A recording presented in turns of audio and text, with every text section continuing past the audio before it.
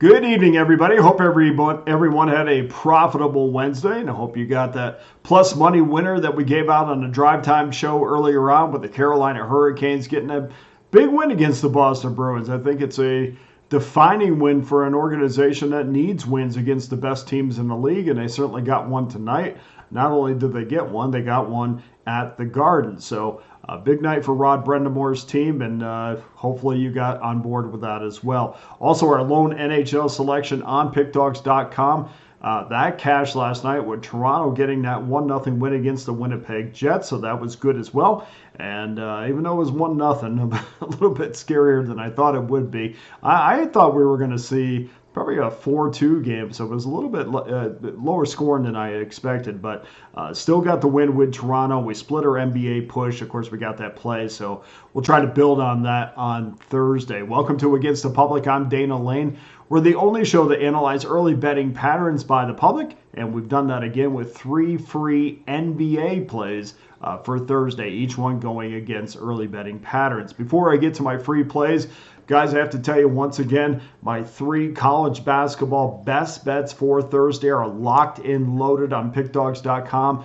$49.99 gives you every single one of my plays for one low price. And of course, that comes with our Pick Dawgz win guarantee that states you must profit or receive an immediate site credit for the purchase price. In addition to that 3-pack, of course, I always have my all access pass, which gives you access to every single one of my plays that I release for one low price. And you can get a week pass, you can get a month pass, a 90-day, I think is up there, and an annual pass. And that 30-day pass, just $13.13 a day. 90-day pass is less than $10 a day, and my all access pass, of course, is less than $100 a month. So make sure you get involved. You get every one of my plays from the NBA, college basketball, NHL, which is starting to be on fire. Of course, the NFL this week has been on fire since preseason, and that will also, if you get one long enough, will get you right into baseball season as well, which is arguably one of my strongest sports. So if you're interested in that, please go to pickdawgz.com, get involved in that. And of course, I have my popular NFL pass that's locked and loaded. $99 gives you every single, well, not every single, but we got 3 plays left. It gives you the AFC Championship game, NFC Championship game, and the Super Bowl. Get all 3 for $99. And in case you need more convincing, this is what all access customers have done of late. Over the last week, all access customers have enjoyed 55% overall winners, including 60% in the National Hockey League. And over the last 30 days, NBA customers have won another 55%, 61% NFL winners, and 59% NFL winners over the last 90 days. And of course, 56.1% winners in the NFL this entire season. So that's really all that needs to be said. It's time to get serious about your 2024 bankroll, and we're going to do that if you just throw one of those packages on the credit card, and we'll roll the sleeves up and we'll get to work. So let's get to our free plays. For Thursday, we're going to start it off with the Utah Jazz in the Washington Wizards at 7 o'clock Eastern Time. Rotation number 543, 544. Jazz 7.5, 244.5. This number is flying up. It opened up at 243.5. I expect this trend to continue, so you want to wait a little bit to make sure that you get the best number here. But we know that the Jazz have been an over team. They've added to that trend with 5 overs in their last 6 games.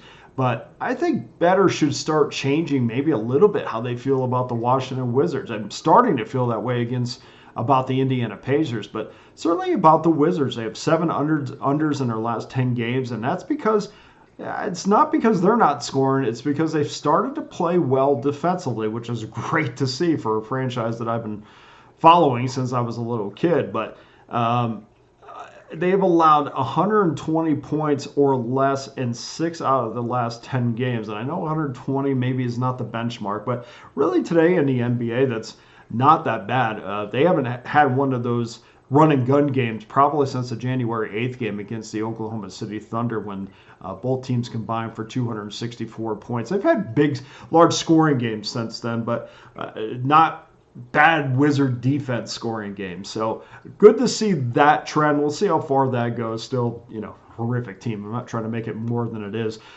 In the last 7 games since that game, they've had 2, probably 3, probably 2 high-scoring games that would be reminiscent of the way that the Wizards have played for most of the season. But these two teams haven't played in a while, but 6 of the last 10 games have cashed under tickets.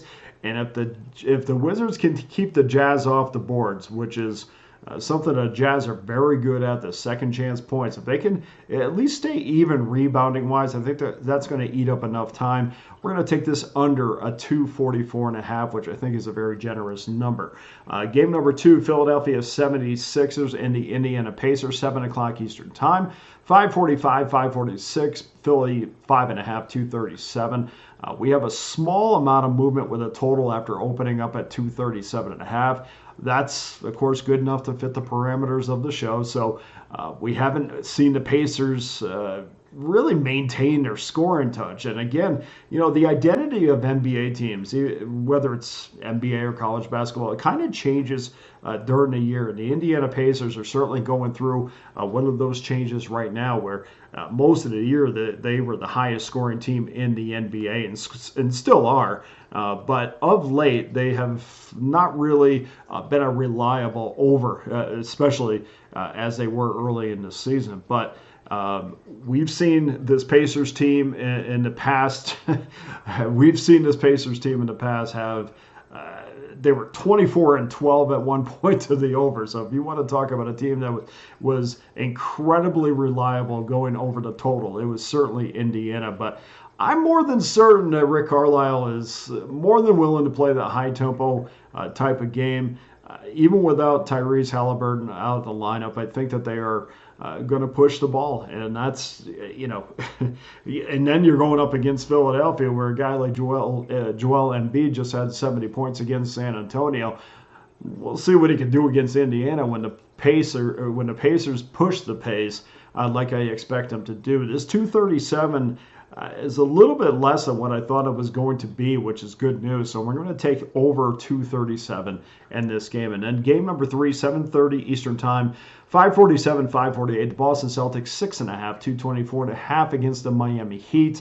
That number rose a point after opening up 5.5. It may go a little bit higher before tip-off.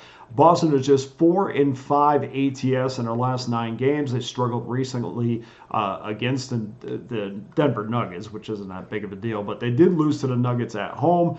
They struggled against Houston, but that was a game right after Denver, so you kind of understand that as well. And they took care of business against Dallas, even though Dallas won 2 of the 4 quarters in that game against Boston.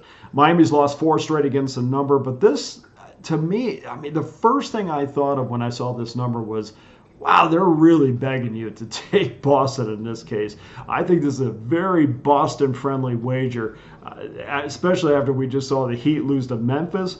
We know Memphis was shorthanded in that game. They lost by 9 on their home court. Of course, they just traded away Kyle Lowry. Terry Rozier is back in Miami with them, so it's going to take a little bit. And that first game, maybe the first 2 games, they're just, you kind of throw them out because they're still trying to find their identity after the moves. But I expect Miami to be much better in this game. Even though I expected Boston, I thought I was going to get around 10 points in this game.